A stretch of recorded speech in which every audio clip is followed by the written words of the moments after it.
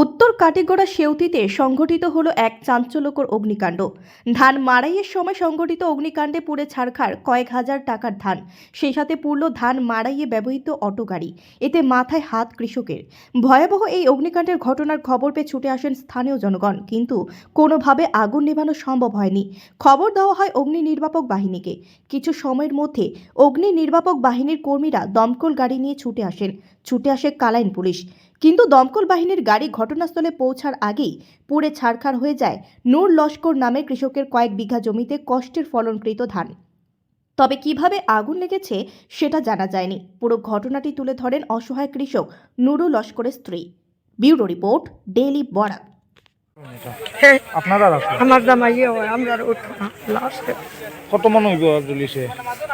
কেব 80-90 মন হইব। এবার দাম আখেরি হয়েছে, ফানাত মুইতেছে রঞ্জিত খের পুরপালা দাম 80-90 মন হইব। তো রঞ্জিত দেখা যায় কটার সময় ঘটনা হয়েছে? ঘটনা কটার সময় লাগছে? 3টার সময় নানি ও 3টার সময়। ফায়ার ব্রিগেডে এনে পাইছে এখন? হ্যাঁ, ফায়ার ব্রিগেড আইছে।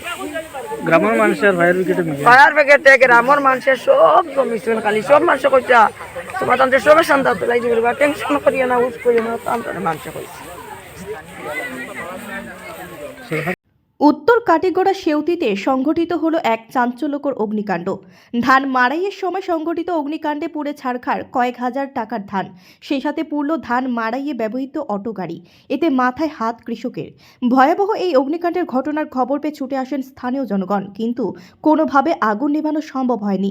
খবর দেওয়া হয় অগ্নি নির্বাপক বাহিনীকে।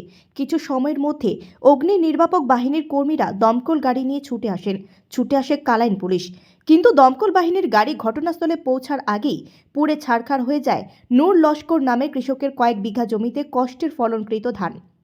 তবে কিভাবে আগুন লেগেছে সেটা জানা যায়নি। পুরো ঘটনাটি তুলে ধরেন অসহায় কৃষক নুরু লস্করের স্ত্রী। Bureau report, daily Barak.